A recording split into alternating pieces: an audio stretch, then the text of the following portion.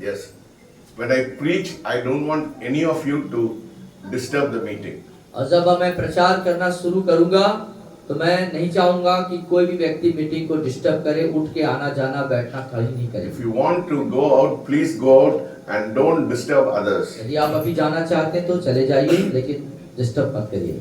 We are in the presence of God. परमेश्वर की उपस्थिति में हैं। We have come to honor God. आप परमेश्वर को आदर करने के लिए यहाँ पर आए हैं। People have come to listen to the word of God. लोग परमेश्वर के वचन को सुनने के लिए आए हैं। I don't want anybody to be distracted. और मैं नहीं चाहता हूँ कि कोई व्यक्ति यहाँ पर परेशान हो। Today I greet all the women. और मैं आज सारे महिलाओं को जो है अभिवादन करता हूँ। I wish them a very wonderful Women's Celebration Day. और अद्भुत महिला दिवस मनाने के उपलक्ष्य में आप सबों को मैं हार्दिक शुभकामना बधाई देता हूँ। Women are very special in the sight of God. परमेश्वर की दृष्टि में जो महिला हैं वो बहुत ही विशेष हैं। They are companion to men, and as we read from Proverbs 31, they are very special in the sight of God. और जैसे हमने परमेश्वर के वचन में पढ़ा तो परमेश्वर की दृष्टि में वो अनोखे अद्भुत हैं और बहुत ही तुलनात्मक हैं। If you go through the Bible, you see from Sarah to Rebecca to Esther, and in the New Testament, so many women of God have done mighty things for him. और जब हम वचन में जब देखते हैं बाइबल के अंदर जाते हैं तो सारा, रेबिका, एस्तेर और बहुत सी जो महिलाएं हैं बाइबल के अंदर जो परमेश्वर के दृष्टि में अनमोल थी और उन्होंने अद्भुत कार्यों को किया। They were a great testimony, and that is why their names are in the Bible. और उनके पास अपने आप में एक महानतम गवाह थे, इसलिए उनका नाम बाइबल के अंदर रखा गया है। If you look into the life of Mary, she was a wonderful worshipper. और आप मरियम के जीवन को भी आप जब देखते हैं तो वो एक अद्भुत आराधना करने वाली थी। So women are very special in the sight of God. तो इसीलिए जो महिलाएं हैं वो परमेश्वर की दृष्टि में अनमोल हैं, अनोखे हैं, अद्भुत हैं। In South Korea, और साउथ कोरिया में the women were the main people who brought revival inside the church. और कलीसिया के अंदर Women. और महिला लोग जो हैं कलीसिया के अंदर में जो है एक बड़ी जागृति को लेके आए। So we are praying that even our women in this place may really shake shadow. और हम इस बात के लिए प्रार्थना कर रहे हैं यहाँ तक कि हमारे कलीसिया के अंदर भी जो बहनें हैं, जो महिलाएं हैं, वो शैडो को हिला देने वाले हैं। Hallelujah. Hallelujah. Believe it. क्या विश्वास करते हैं? बोलिए मैं विश्वास करते हैं। बोले मैं विश्वास करता हूँ। बोलिए मैं हिला दूंगा चादर को। शैडो को हिला दूंगी। बोलिए। Yes, yeah, you're very special in the sight of आप God. प्रभु की नजर में बहुत ही अनमोल हैं। Today we are going to see, it is fitting that we have to talk about women today. और आज जैसे जिससे महिला दिवस मनाया गया तो हम आज महिलाओं पर ही प्रचार चर्चा करेंगे। So let us turn to Matthew's chapter 25. आइए मत्ती रचित सुसमाचार उसके 25वें अध्याय को हम निकालेंगे। Verses 1 to verses 13. Verses 13, yeah. और 1 से 13 पद तक 13वीं आयत तक हम देखेंगे। मैं पढ़ दूंगा। तब स्वर्ग का राज्य उन 10 कुंवारियों के समान होगा जो अपनी मसाले लेकर दूल्हे से भेंट करने को निकली। उनमें 5 मूर्ख और 5 समझदार थीं। मूर्खों ने अपनी मसालों तो ली परंतु अपने साथ तेल नहीं लिया, परंतु समझदारों ने अपने मसालों के साथ अपनी कुपियों में तेल भी भर लिया। जब दूल्हे के आने में देर हुई तो वे सब ऊँघने लगी और सो गईं। आधी रात को धूम मची, देखो दूल्हा आ रहा है, उससे भेंट करने के लिए चलो। तब वे 10 सब कुंवारियां उठकर अपनी मसाले ठीक करने लगी। और मूर्खों ने समझदारों से कहा, अपने तेल में से कुछ हमें भी दो, क्योंकि हमारी मसाले बूझी जा रही हैं। परंतु समझदारों ने उत्तर दिया, कदाचित यह हमारे और तुम्हारे लिए पूरा न हो। भला तो यह है कि तुम बेचने वालों के पास जाकर अपने लिए मोल ले लो। जब वे मोल लेने को जा रही थी तो दूल्हा आ पहुंचा, और जो तैयार थी वे उसके साथ विवाह के घर में चली गईं और द्वार बंद किया गया। इसके बाद वे दूसरी कुंवारियां भी आकर कहने लगी, हे स्वामी, हमारे लिए द्वार खोल दे। उसने उत्तर दिया, मैं तुमसे सच कहता हूँ, मैं तुम्हें नहीं जानता। इसलिए जागते रहो, क्योंकि तुमने उस दिन को जानते हो, न उस घड़ी को। Here the chapter starts with the word then. then. हाँ, और ये जो यहाँ पर जो वाक्य है वो शुरू होता है तब। Yes, it says that then the kingdom of God shall be likened to 10 virgins. और यहाँ पे तब शब्द से शुरू होता है, तब स्वर्ग का राज्य उन 10 कुंवारियों के समान होगा जो अपनी मसाले लेकर दूल्हे से भेंट करने को निकले।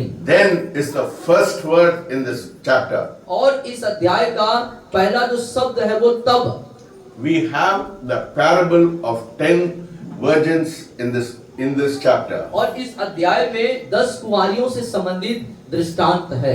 What is the representation of 10 in the Bible? और 10 जो है, 10 शब्द जो है, अंक जो है, वो किस बात को प्रस्तुत करता है, किस बात का प्रतीक है? The 10 in the Bible represents congregation. और 10 जो है एक सभा को संबोधित करता है, एक सभा के बारे में बताता है। In Judaism, in Israel, और इस्राएल के यहूदी धर्म के अंतर्गत they have to have 10 people to pray openly. और 10 लोग उनके पास होते हैं जो ओपनली प्रार्थना करते हैं।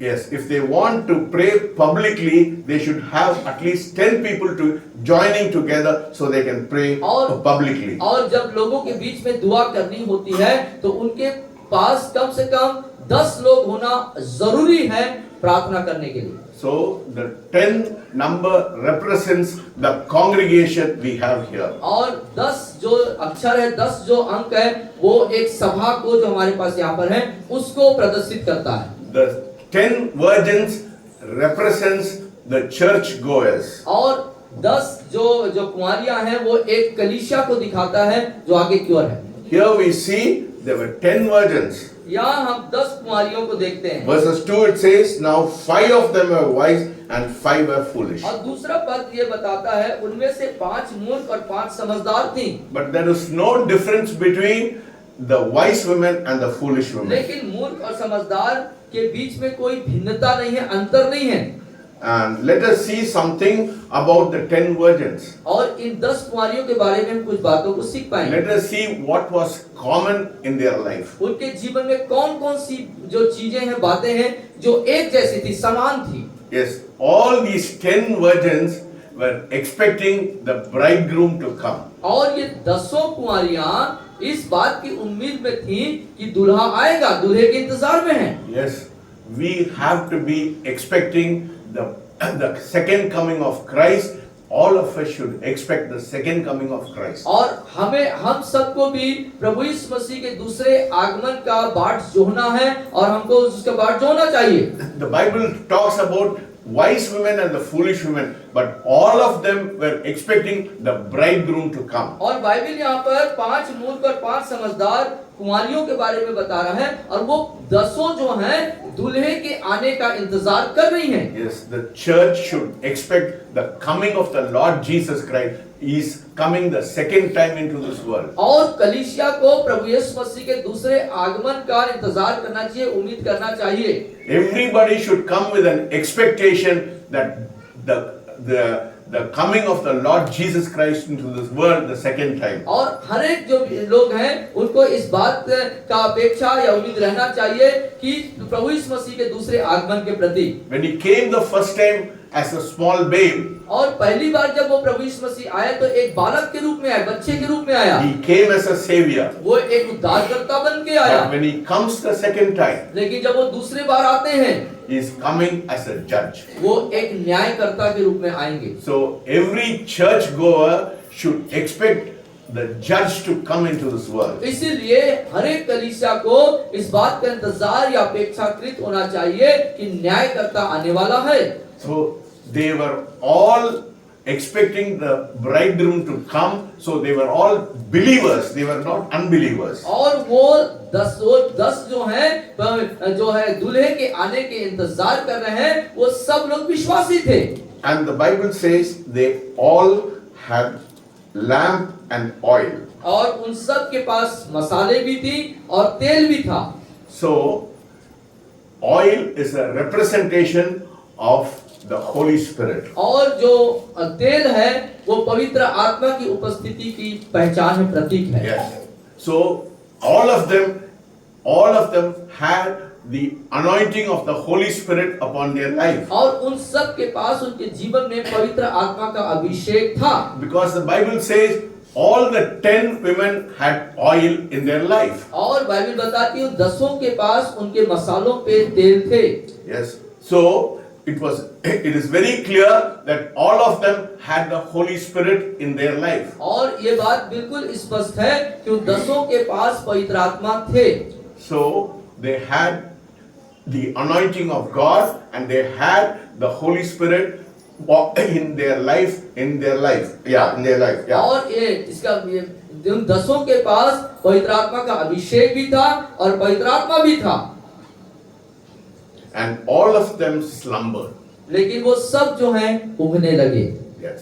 See, some of them, not only the foolish virgins slumbered, but even the wise women slumbered. और वहाँ पर मूर्ख कुमारियां ही नहीं, जो समझदार थीं, वो भी ऊँघने लगी। The Bible is warning us not to be slumbering, not to sleep, always in expectation of the coming of the Lord Jesus Christ. और बाइबल हमें इस बात की चेतावनी देती है यहाँ पर कि हम सोने वाले और ऊँघने वाले नहीं, परंतु हर समय जागने वाले, प्रभु यीशु मसीह के आने का इंतजार करने वाले व्यक्ति बने। Never to slumber, always with an expectation of the coming of the Lord Jesus Christ, because He can come anytime into our और life, कभी into भी this world. आप ऊँघने वाले विश्वासी न बने, क्योंकि प्रभु यीशु मसीह का आगमन कभी भी किसी भी समय हो सकता है। So there was no difference between the wise women and the foolish women. तो देखिए यहाँ पर मूर्ख और समझदार कुमारियों के बीच में कोई फर्क नहीं है, अंतर नहीं है। They had lamp, they had oil, but both of them slumbered. उनके पास मसाले भी हैं, तेल भी है, लेकिन वो सब ऊँघने वाले भी हैं। But there was one difference. लेकिन एक फर्क है, एक अंतर है। The amount of oil. लेकिन जो तेल की जो मात्रा है, There was only one difference. एक ही फर्क है यहाँ पे। The amount of oil they had. और जो तेल की मात्रा में यहाँ पर फर्क है। The wise women had oil and oil to spare. और समझदार कुमारियों के पास तेल थे और भी ज्यादा तेल थे। The foolish women did not have reserve of oil. लेकिन जो मूर्ख कुमारियां थी, उनके पास अलग से तेल नहीं थे। Let us turn to the epistle of Ephesians chapter 5 verses 18. और इफिसियों 5 अध्याय 5 Ephesians 5:18 I think 18 1 yes go ahead. आत्मा से परिपूर्ण होते जाओ। नहीं 18 yeah go ahead. और इफिसियों 5:18 में हम पढ़ेंगे इस बात को। दाखरस से मतवाले न बनो, क्योंकि इससे लुचपन होता है, पर आत्मा से परिपूर्ण होते जाओ। Here the Bible talks about being filled with the Holy Spirit. और यहाँ पर बाइबल बताती है आत्मा से परिपूर्ण होते जाओ। Do not be drunk with wine, in which is dissipation, but be filled with the Spirit. और दाखरस से मतवाले न बनो, क्योंकि इससे लुचपन होता है, पर आत्मा से परिपूर्ण होते जाओ। Yes. First it talks about the negative things. और पहले वो नकारात्मक बातों पे बताता है। It says, be not drunk with wine. और वो कहता है कि दाखरस के मतवाले मत बनो। So if you are drunk with wine, you are sinning against God. यदि आप दाखरस के मतवाले हैं, तो आप परमेश्वर के विरोध में पाप करते हैं। Why only people focus only on the negative in their life? और क्यों लोग अपने जिंदगी में सिर्फ नकारात्मक बातों की तरफ ध्यान लगाते हैं? Yes, we only focus on the negative, but we have to focus on the positive in our life. और hमें अपने जीवन में नकारात्मक बातों की तरफ ध्यान न लगा करके सकारात्मक चीजों पर, सकारात्मक बातों पर हमारा ध्यान होना चाहिए। It says, do not be drunk with wine, in which is dissipation, but be filled with the Spirit. पर ये कहता है यहाँ पर दाखरस से मतवाले न बनो, क्योंकि इससे लुचपन होता है। पर आत्मा से परिपूर्ण होते जाओ।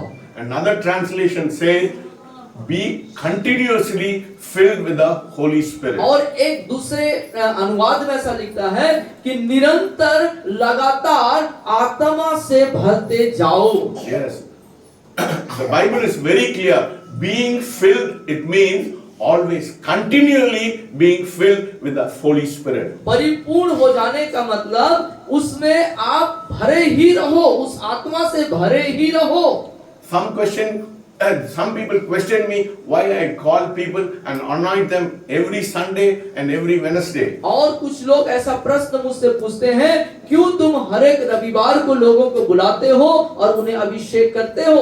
Because the Bible talks about continually being filled with the Holy Spirit. क्योंकि बाइबल बताती है निरंतर लगातार हमेशा परिपूर्ण रहे आत्मा से।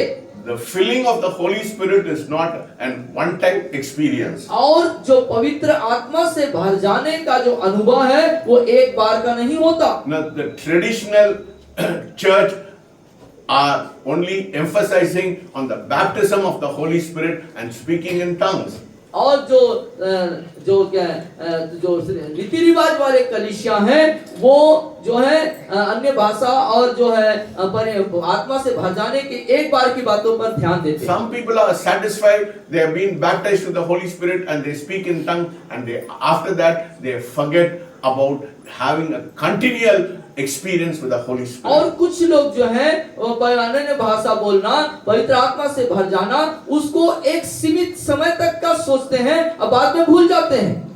Because they are not least sensitive to the Spirit of God. क्योंकि वो पवित्र आत्मा परमेश्वर के आत्मा के प्रति निरंतर लगातार संवेदनशील और जागरूक नहीं होते। They are not sensitive to the leading of the Holy Spirit in their life. अपने जीवन में वो पवित्र आत्मा के अगुवाई पद के प्रति वो जो है सतर्क नहीं या उसको जानते नहीं। What is Paul's experience? लेकिन पौलुस का अनुभव क्या है? Let us turn to Corinthians chapter 1 Corinthians chapter 14. पहला कुरिन्थियों उसका 14वां अध्याय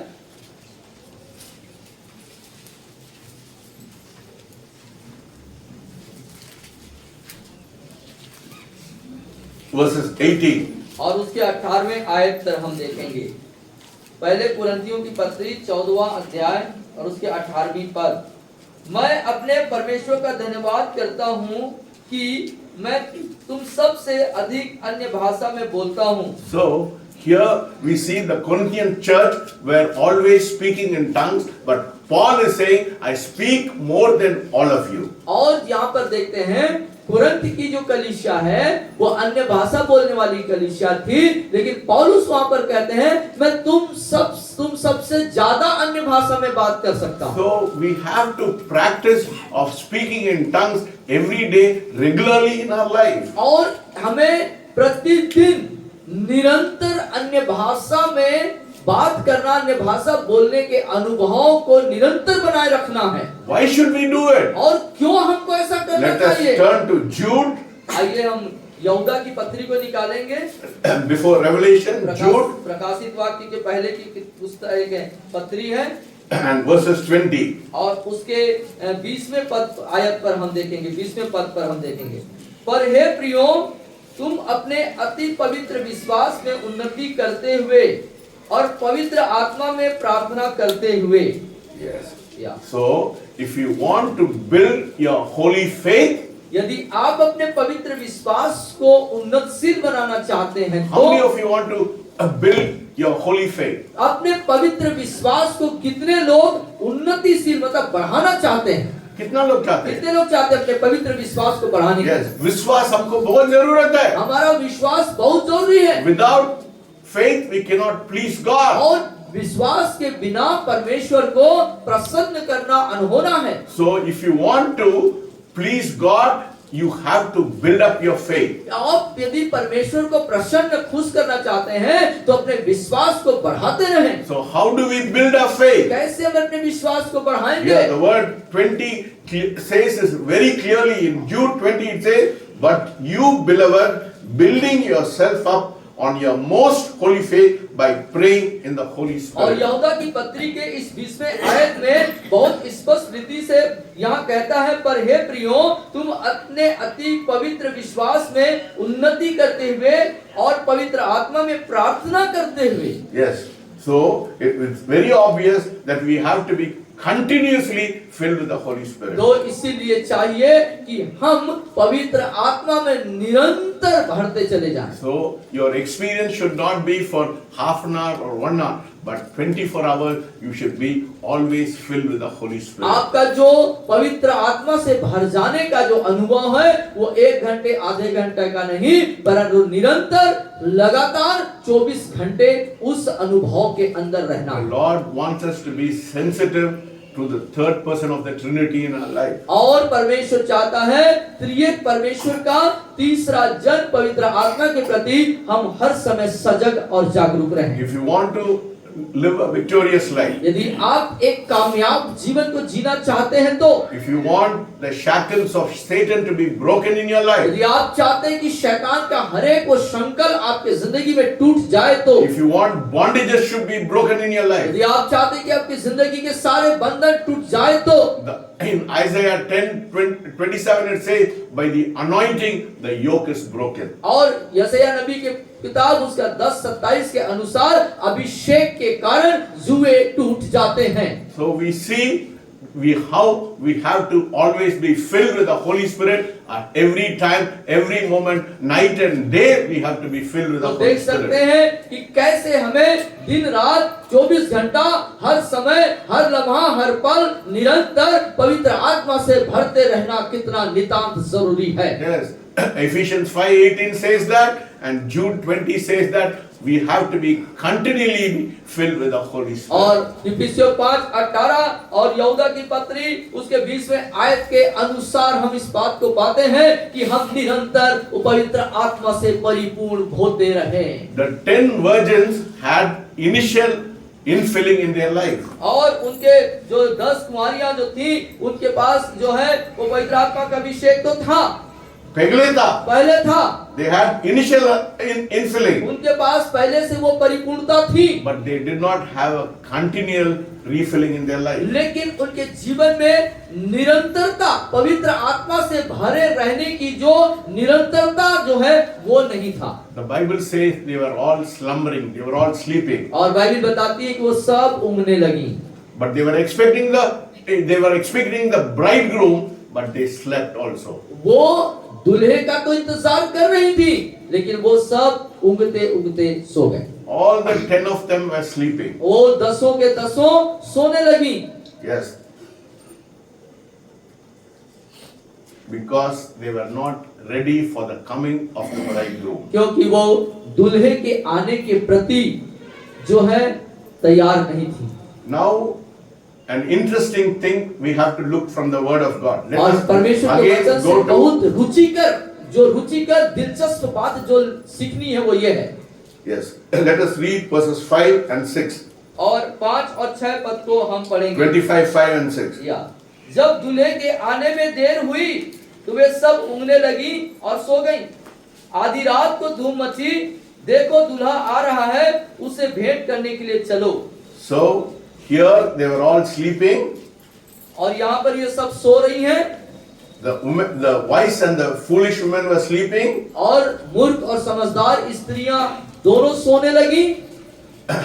They were not ready for the coming of the bridegroom. और दूल्हे के आने के प्रति वो तैयार नहीं थी यहाँ. And when the shout came that the bridegroom is coming, और दूल्हा आ रहा है करके आधी रात को जब धूम मची, what happened? Verses 7, what it says? और 7वें पद में क्या कहता Then है? all those virgins arose and trimmed their lamps. तब ये सब कुंवारियां उठकर अपने मसाले ठीक करने लगी. And verses 8 says, and the foolish said to the wise, give us some of your oil, for our lamps are going out. और 8वें पद में मूर्खों ने समझदारों से कहा, अपने तेल में से कुछ हमें भी दो.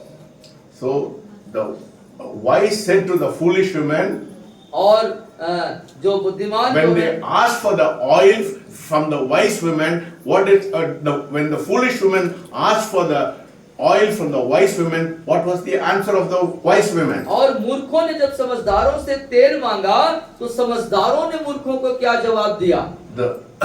They said to the foolish women, go and buy.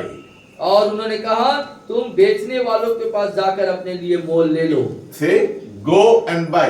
और बोलिए जाओ और खरीदो। बोलिए। बोलिए जाओ और खरीदो या मोल ले लो। Yes. What did the wise women say?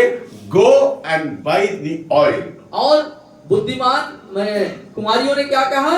जाओ और मोल ले लो। The oil had to be bought. और जो ऑयल है, जो तेल है, वो खरीदना है। Initially, it is a gift. और ये पहले आपके लिए एक वरदान है, गिफ्ट है। But if you want a continuous filling of the Holy Spirit, you have to buy it in your life. और आप चाहते हैं कि ये इस तेल से आप भरे रहें, परिपूर्ण रहें निरंतर, तो उसको आपको खरीदना होगा, मोल लेना होगा। If you want to remain filled in your life, यदि आप चाहते हैं कि उस तेल से आप परिपूर्ण रहें, भरे रहें, you have to pay a price. उसके लिए आपको मूल्य चुकाना होगा। Hallelujah. Yes. Only if you pay a price, you will be filled with the Holy Spirit. जब आप मूल्य को चुकाएंगे तभी आप परिपूर्ण होंगे। Otherwise, अन्यथा initially it is a gift. और हो सकता है आपके लिए पहले ये एक वरदान है, एक उपहार है। पहले आपके लिए वरदान है, उपहार है। If you want to continually be filled with the Holy Spirit, you have to pay a price. लेकिन यदि आपको उस पवित्र आत्मा से परिपूर्ण बने रहना है, तो भरे रहना है, तो लगातार आपको उसके लिए मूल्य चुकाना होगा। Initially it is a gift, but after that you have to pay a price. पहले आपके लिए एक वरदान, एक उपहार स्वरूप आपको मिल गया, लेकिन बाद के लिए आपको मूल्य चुकाना होगा। My friend, Christian life is not an ordinary life. और मेरे मित्रों, मसीह जीवन साधारण जीवन नहीं है। There is a price to pay. और उसके लिए आपको मूल्य चुकाने की जरूरत है। There is a price to pay. और उसके लिए आपको मूल्य चुकाना होगा। If you want the presence of God in your life, यदि आप अपने जीवन में परमेश्वर की उपस्थिति चाहते हैं, तो there is a necessity of dedication in your life. आपके जीवन में निरंतर एक सही समर्पण की आवश्यकता है। God is not cheap. और परमेश्वर सस्ता नहीं है। God is not cheap. परमेश्वर सस्ता नहीं है। You have to strive for the presence of God. परमेश्वर की उपस्थिति के लिए आपको मेहनत करना पड़ेगा। Yes, दर्द होता है। उसके लिए आपको दुख उठाना होगा। Yes, it will pay. You have to pay a price. आपको उसके लिए मूल्य चुकानी होगी। If you want the presence of God, यदि आप परमेश्वर की उपस्थिति चाहते हैं, तो yes, God blesses you initially, but He wants you to pay a price to continually be in His presence. परमेश्वर आपको पहले आशीष दे चुका होता है, लेकिन निरंतर उस आशीष में बने रहने के लिए आपको मूल्य चुकानी होगी। I think let us turn to Revelation. आइए प्रकाशित वाक्य की ओर रुख करें। Chapter 3, तीसरा अध्याय verses 17 and 18. और 17 और 18 आयत पे हम जाएंगे। 17वीं और 18वीं आयत। प्रकाशित वाक्य आखिरी पुस्तक, तीसरा अध्याय, 17वीं और 18वीं। तू कहता है कि मैं धनी हूं और धनवान हो गया हूं और मुझे किसी वस्तु की घटी नहीं, और यह नहीं जानता कि तू अभागा और तुच्छ और कंगाल और अंधा और नंगा है। इसीलिए मैं तुझे सम्मति देता हूं कि आग में ताया हुआ सोना मुझसे मोल ले कि तू धनी हो जाए, और श्वेत वस्त्र ले ले कि पहनकर तुझे अपने नंगेपन की लज्जा न हो, और अपनी आंखों में लगाने के लिए सुरमा ले कि तू देखने लगे। Yes. Because you say, I am rich, have become wealthy, and have no need of nothing, and do not know how that you are wretched, miserable, poor, blind, and naked. तू कहता है मैं धनी हूँ और धनवान हो गया हूँ, मुझे किसी वस्तु की घटी नहीं, यह नहीं जानता कि तू अभागा, तुच्छ, कंगाल और अंधा। This is what Jesus said to the church of Laodicea. और लौदीकिया की कलीसिया को प्रभु यीशु मसीह ने इस बात को बोला। This is the last days church. और उस समय के अंतिम समय की कलीसिया थी वो। That is the present church. वो कलीसिया की प्रस्तुतिकरण। Because of science and technology, man is saying, I don't need God. और तकनीकी और ज्ञान के दम पर मनुष्य परमेश्वर को अपनी जरूरत नहीं समझता। They think there is no necessity for God in their life. और वो सोचते हैं कि मेरे जिंदगी में परमेश्वर की कोई जरूरत नहीं है। Yes, they do not. They think they don't need God in their life. और वो सोचते हैं कि हमारे जीवन में परमेश्वर जरूरी नहीं है। Because they think they have everything in their life. वो सोचते हैं कि हमारे पास हमारे जीवन की सारी चीजें हैं। How their mind has changed. कैसे उनका दिमाग फिर गया है। How Satan has filled their mind to take away them from the presence of God. और कैसे शैतान ने उनके जीवन को ऐसा बना दिया कि परमेश्वर की उपस्थिति उनके जीवन से हट चुकी है। But what does the Bible say? लेकिन बाइबल क्या बताती है यहाँ पर? You say I am rich, but the Bible says, Jesus says, you do not know that you are wretched, miserable, poor, blind and naked. और तू कहता है मैं धनी हूँ, और यीशु कहते हैं यह नहीं जानता कि तू अभागा, तुच्छ और कंगाल और अंधा और नंगा है। That is what Jesus is saying ये today. बात यीशु मसीह आज भी कह रहे हैं। You are so blind in your life. अपने जीवन में आप अंधे हो चुके हैं। You do not know that you are wretched, miserable, poor, blind and naked. और तू यह नहीं जानता कि तू अभागा, तुच्छ, कंगाल, अंधा और नंगा है। I marvel at people because how they are very distant from God. और मैं इस बात से आश्चर्यचकित होता हूँ कि कैसे लोग परमेश्वर से दूर हो चुके हैं। And what does Jesus say? और यीशु क्या कहते हैं? In verses 19, और 19वें पद में, in 18वें पद में, he says, I counsel you to buy from me gold refined in fire. इसलिए मैं तुझे सम्मति देता हूँ कि आग में ताया हुआ सोना मुझसे मोल ले। And also, what else it says? And that you may be rich, and white garments that you may be clothed, that the shame of your nakedness may not be revealed. तू धनी हो जाए और श्वेत वस्त्र ले ले कि पहनकर तुझे अपने नंगेपन की लज्जा न हो, और अपने आंखों में लगाने के लिए सुरमा लेके तू देखने लगे। So Jesus is counseling you today to be refined with fire. और परमेश्वर यीशु मसीह आज आपको सम्मति दे रहे हैं कि अपने आप को आग में तपा करके खरा बने। Refining is fire is not an ordinary process. और जो आग में सोने को तपाने की जो प्रक्रिया है वो कोई साधारण प्रक्रिया नहीं है। You have to pay a price. उसके लिए आपको मूल्य चुकाना होगा। There is pain when you go through fire. There is pain. और जब आग के दौर से गुजरते हैं तो दर्द होता है, पीड़ा होती है। So if you want to be sanctified, if you want to be pure, you should go through fire in your यदि life. आप पवित्र होना चाहते हैं, शुद्ध होना चाहते हैं, आपको आग से होके जाना होगा। Yes, Jesus said, I am not going to give you, you must buy it. और मैं उसे आपको देने नहीं जा रहा हूं, लेकिन तुम उसे खरीदो। That is what it says in 18. I counsel you to buy from me gold refined in fire. और मैं तुझे सम्मति देता हूं कि आग में ताया हुआ सोना मुझसे मोल ले, खरीद ले। Yeah, what is gold? और सोना क्या है? It symbolizes faith in our life. हमारे जीवन में सोना, यहाँ पर जो सोना दिया है, हमारे जीवन में विश्वास को दिखाता है। Jesus this morning is telling you, I want faith in your life. और यीशु आज हमसे कह रहे हैं कि तेरे जीवन में मैं विश्वास देखना चाहता हूं। And you have to pay a price for getting that. और उस चीज को प्राप्त करने के लिए, उस विश्वास रूपी, सोना रूपी विश्वास को प्राप्त करने के लिए आपको मूल्य चुकाना होगा। You have to hold on. You have to hold on. और आप उसको पर थाम ले।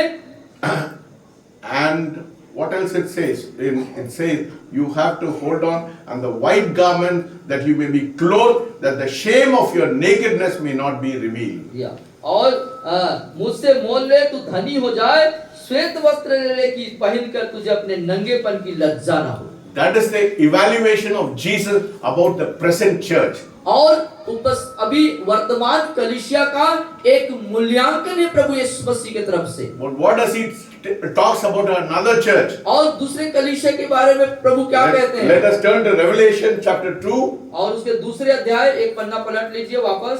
and it says in verses 9, I know your works, tribulation and poverty, that you are rich, and I know the blasphemy of those who say that they are Jews and are not, but are a synagogue of Satan.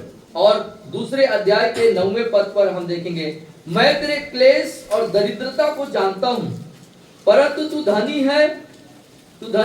जो लोग अपने आप को यहूदी कहते हैं नहीं, पर शैतान की सभा है, उनकी निंदा को भी जानता हूँ। So here Jesus is evaluating this church. This church was undergoing persecution and it was poor, but in the sight of Jesus they are rich. और यहाँ पर हम देखते हैं प्रभु यीशु मसीह एक मूल्यांकन करते हैं, वहां पर शताव है, दरिद्रता है, सब कुछ है। Yes, you are rich. हाँ, उसके बावजूद कहते हैं कि तू धनी है। But he said to the church of Laodicea, you are rich, but you are poor. और तू धनी तो है, लेकिन फिर भी तू दरिद्र है। This morning you have to answer yourself whether you are poor or rich in the Lord. और आज अपने आप में आपको खुद को जानना है, आप प्रभु में धनी है या दरिद्र है, Yes. गरीब है। See, man's evaluation is always opposite to the evaluation of God. मनुष्य का मूल्यांकन परमेश्वर के मूल्यांकन के बिल्कुल विपरीत और उल्टा होता है। Yes, let us turn to Proverbs. आइए हम नीति वचन में जाएंगे। I think Proverbs 30, yeah. Let us turn to Proverbs 30, I think.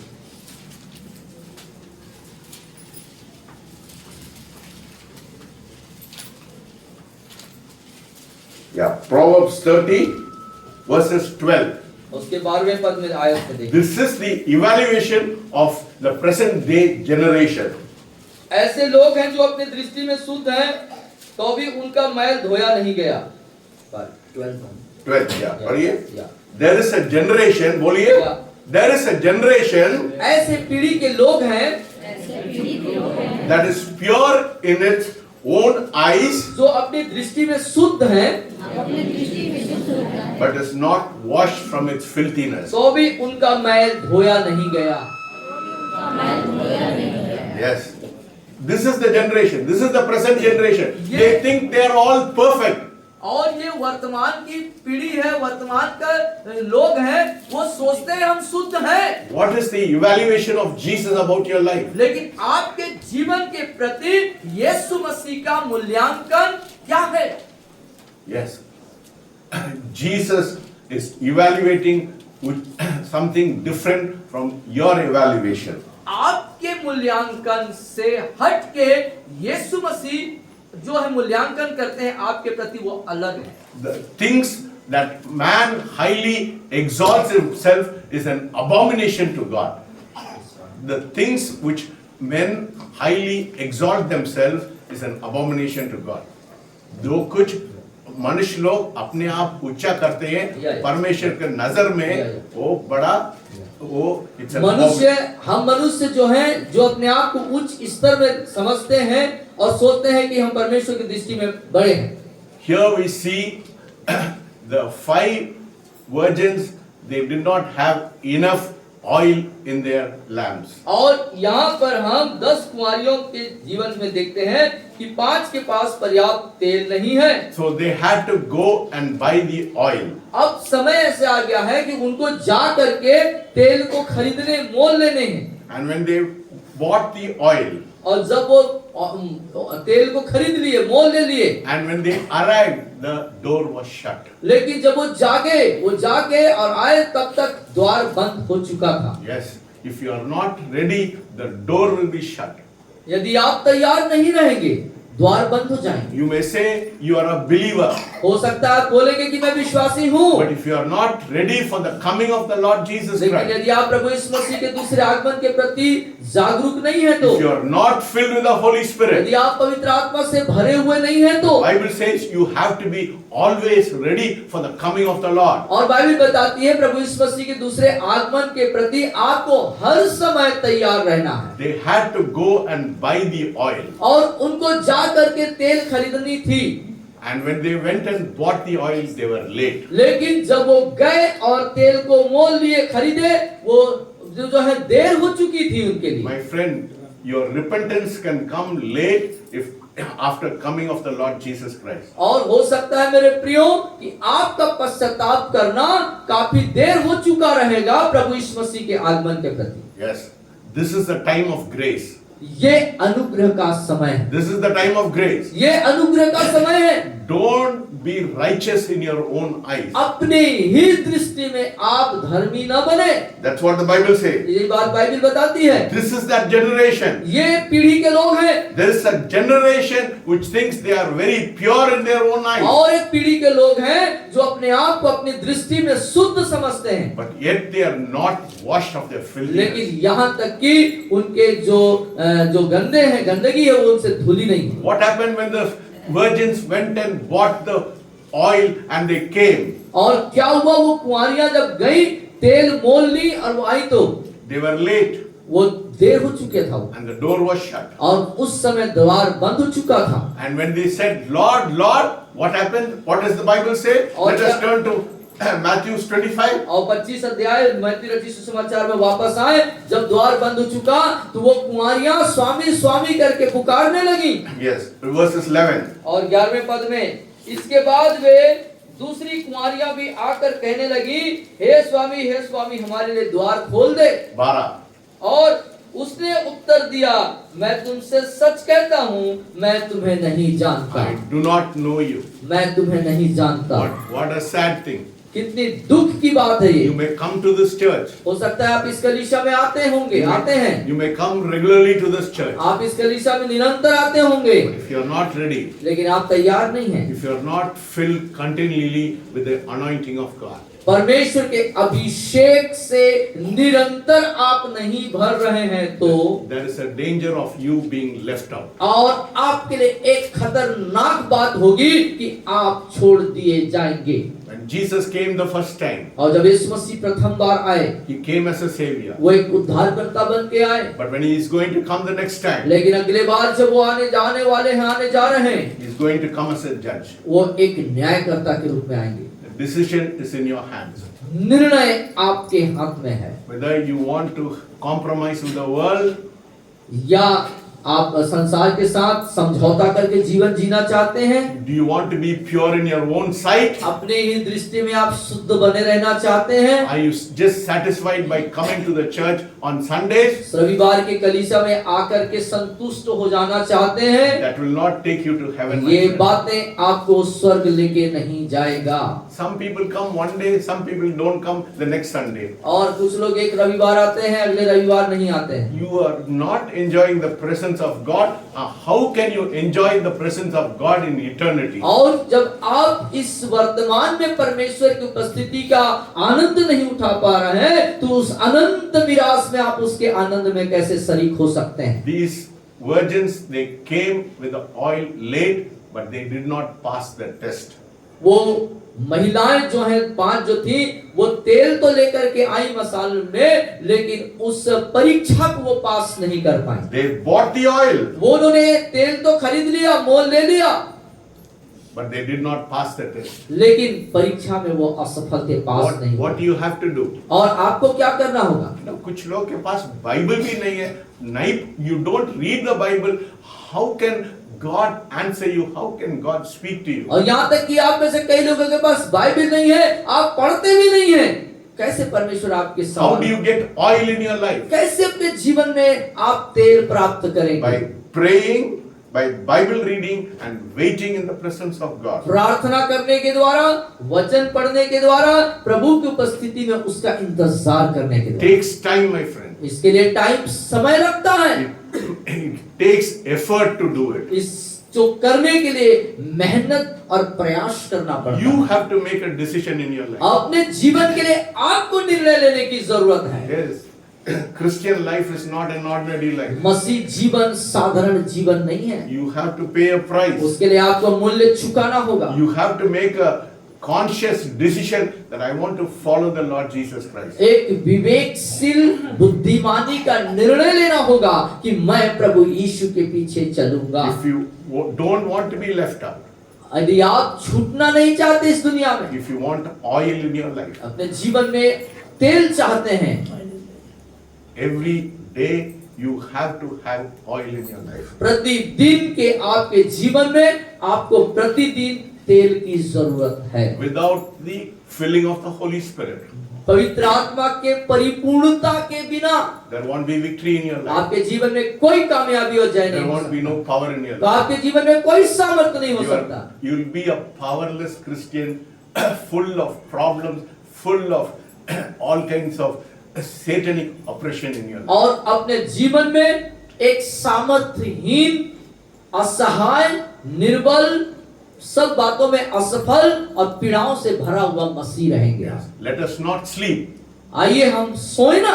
Yes, like the 10 virgins, they slept. At least the 5 virgins have reserved oil. और 10 के 10 सो गए थे, लेकिन कम से कम उन 5 के पास अलग से तेल था उस परिस्थितियों का सामना करने। So they were ready for the coming when the bridegroom came. और वो इस बात जब दूल्हा आया तो कम से कम वो तैयार तो हो गई। God wants you to be ready always. परमेश्वर चाहता कि आप हमेशा तैयार रहें। Yes, if you want oil in your life, यदि आप अपने जीवन में तेल चाहते हैं, you have to pray, read the word, and wait on the presence of God. आपको प्रार्थना करना है, परमेश्वर के वचन को पढ़ना है और प्रभु के प्रतीक्षा में बाट जोड़ना Yes. है। Let us learn from these virgins how our life should be. और आइए उन बुद्धिमान कुमारियों से कैसे हमारा जीवन होना चाहिए। Yes. Take effort. उसके लिए प्रयास करें, मेहनत करें। Yes. You have to sacrifice your time. You have to sacrifice everything if you want the presence of God. यदि आप परमेश्वर की उपस्थिति चाहते हैं तो आपको अपना समय और अब सब कुछ का बलिदान देना होगा। Yes. If you have to forgo your sleep, forgo your sleep. यदि आप सोना चाहते हैं तो सो जाइए। नहीं है यार। तो आप सोना को छोड़ना चाहिए। सोना को छोड़ना है, छोड़ दो। Yes. If God is waking you up at 2 नींद o'clock in the morning, का त्याग करें आप। yes. If you want the presence of God, you have to pay a price. यदि परमेश्वर की उपस्थिति चाहते हैं तो आपको त्याग करना होगा। Hallelujah. Hallelujah. Do you understand what God is talking परमेश्वर about? आपसे क्या कह रहा है, इस बात को समझ रहे हैं आप? कितना लोग को अभिषेक चाहिए? कितने लोग को अभिषेक चाहिए? आप सामने आ जाए। सामने आ जाइए। Yes. God is going to anoint you today. परमेश्वर आज आपका अभिषेक करना चाहता है। Come with a prayer.